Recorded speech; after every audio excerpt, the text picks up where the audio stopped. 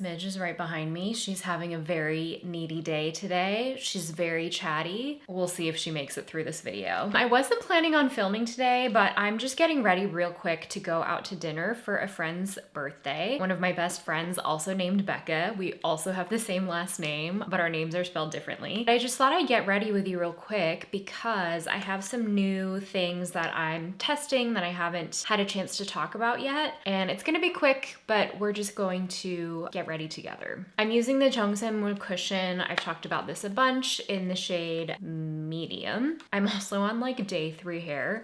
I was gonna wash it today, but we're going to Korean barbecue. And if you've been to Korean barbecue, you will know that once you leave Korean barbecue, your hair, your clothes, everything you're wearing will smell like Korean barbecue. So I was like, I'm just gonna hold off. Last night, I got to go to a really cool event. It was the Rare Beauty and Lolavie Galentine's event. I got to meet Selena Gomez and Jennifer Aniston. It was so weird introducing myself to them and hearing Jennifer Aniston say, "Hey Bekah, I'm Jen." They were both so nice. They spent time talking to every single person there, taking pictures. I got to have a nice chat with them about the community work that they're doing through their brands, like the Rare Beauty mental health initiatives. And they've both been doing a lot of work in LA after the fires. And Jen and I, she talked about growing up in the Valley and just like growing up in Southern California. It wasn't a long conversation, but it was just cool that they came to do that. You know, I think a lot of celebrities have celebrity brands where they're just kind of the face of the brand and they don't interact with people who use the brand very much.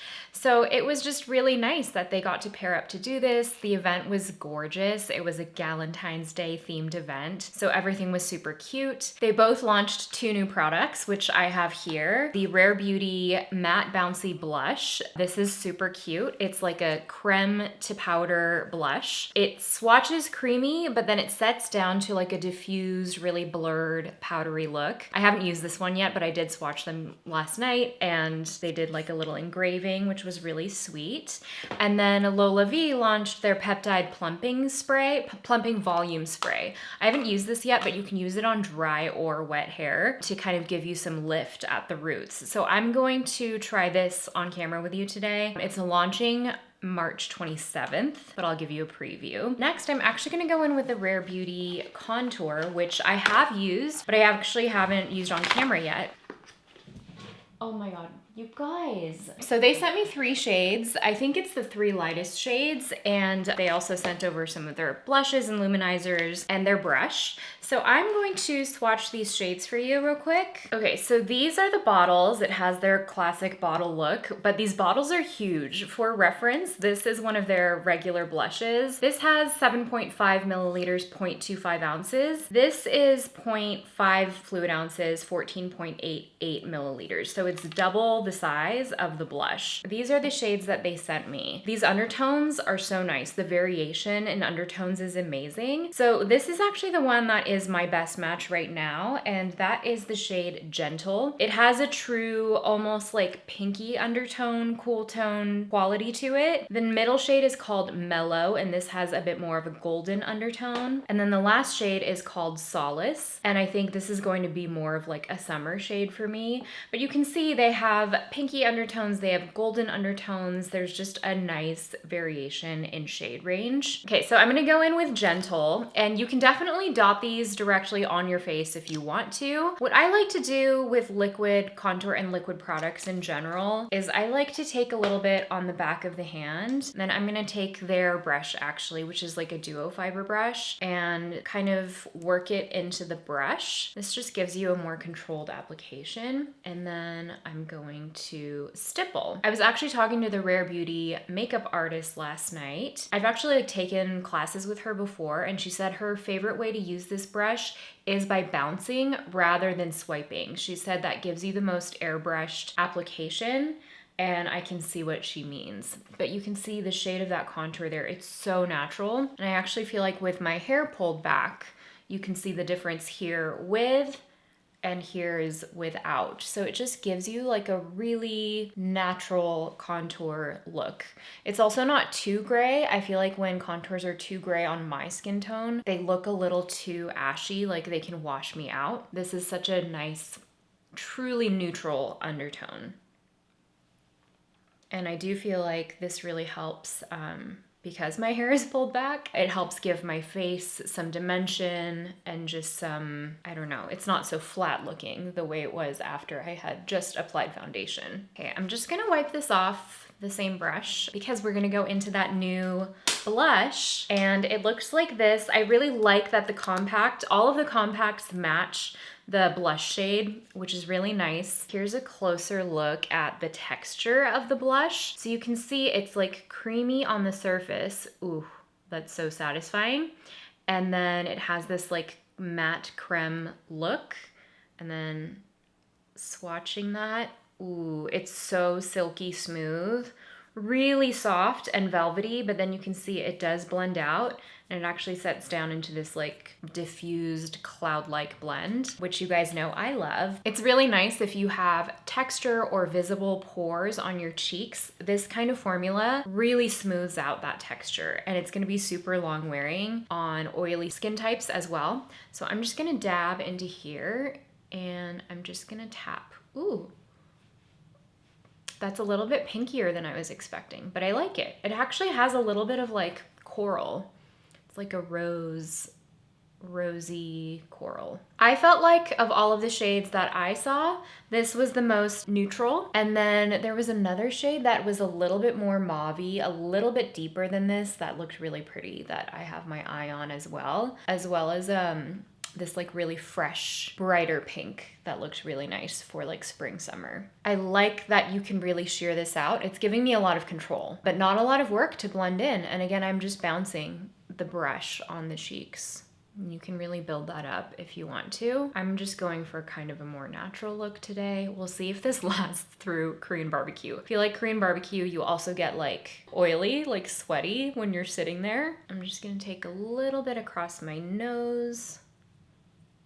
Such a cute shade, actually. It's not as coral. Now that I'm blending it out, it's not as like orangey as I was worried it might be. It's like a true rose. By the way, I actually pulled this out to show you. I was gifted this last night in the goodie bag. This is the Lolavie sculpting paste, and I just used it to tame down some flyaways, and it's really nice. I thought it was a stick at first. It's not. It's actually like a little white paste. But what's nice about this is it's like a sculpting pomade that's matte, and it's not too gluey. It just gives you a little bit of texture, but I like that it's matte because sometimes I feel like when I'm using like my Tiggy hair stick, it's so shiny that in pictures especially, I get this like bounce back, this crazy bounce back that looks reflective on my hair where I've applied it. So I like the matte aspect of this. Just wanted to mention that real quick. So I'm just gonna leave cheeks there. I actually find that this cushion, even though I know it looks shiny on camera, it wears better throughout the day without powder. I know I could maybe use some in the T-zone here, but I don't mind a dewy look. So I'm just gonna leave that as is and do eyes a little bit. I talked about this Vive quad in Gilt, but I don't think I haven't showed it to you in action. I'm just gonna prime my eyes real quick. This is the Chantecaille eye primer in the shade medium. I love this thing. I use it a lot. I just don't talk about it a lot because it's just like a crayon. I literally just use my finger. This is me like actually on the go, and I just blend it out. And it just melts onto the eye and it creates a really nice even canvas. It's not too sticky. It's actually like sets down to a matte finish. And I think I'm just gonna use these two shades. I'm just taking a Rephr 15, just a fluffy brush. And I literally just sweep this kind of everywhere just to create a little bit of dimension and depth. It's a really nice neutral, mid-tone neutral for me. And a lot of days I've just been using this one shade just to create some depth. Same thing on this side. And then I might just build up a little bit of depth in the outer corner.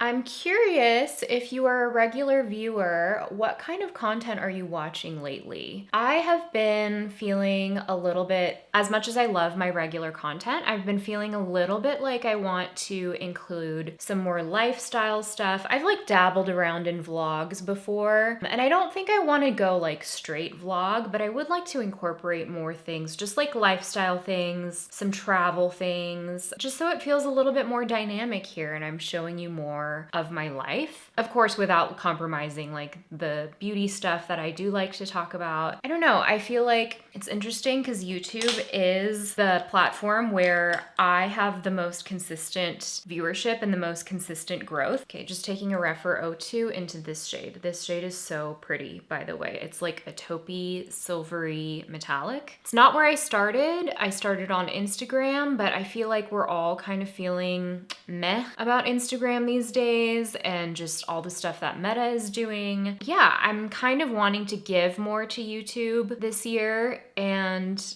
just keep evolving as a creator and staying like creatively engaged. So I love my talking videos where I'm like getting ready with you, but I'd also like to maybe start to add in a little bit more lifestyle stuff. But if there are creators that you're really enjoying in any niche really, I would love to hear. Let me know in the comments because I'm always looking for inspiration, and I find that my greatest inspiration these days doesn't come from beauty.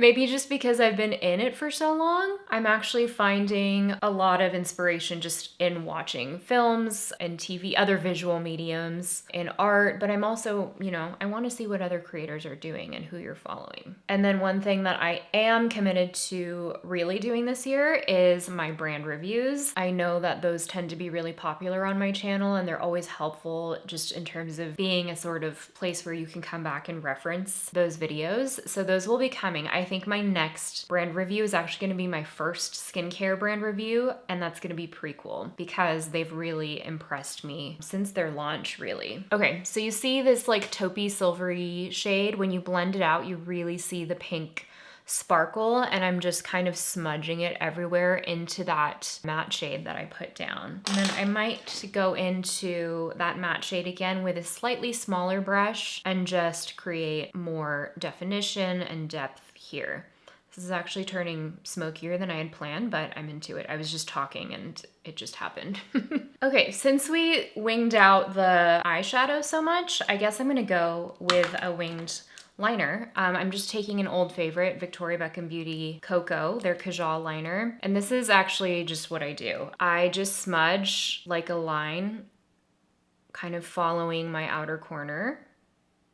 It doesn't have to be precise at all. And then I take my BK Beauty 208, my teeny tiny angled brush. Both of these were in my Best of Beauty of 2024. And then I just kind of like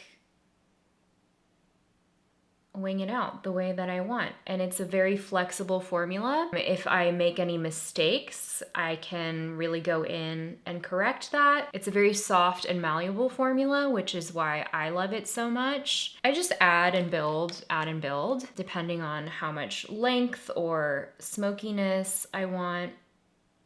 And lately, I like a winged eyeliner that sort of follows kind of towards the top of my ear, not quite as lifted. I feel like that's a little bit more flattering for my eye shape these days. So I'm gonna do the same thing on the other side. Oh, and then one thing to note is that I actually leave the inner third, or really inner half of my eye kind of not lined, or at least not really in a thick line. I find that that's the most flattering because when I bring the liner all the way in, it really closes off my eye shape. So it's best for me not to do that. You know, my eyes are not symmetrical every day.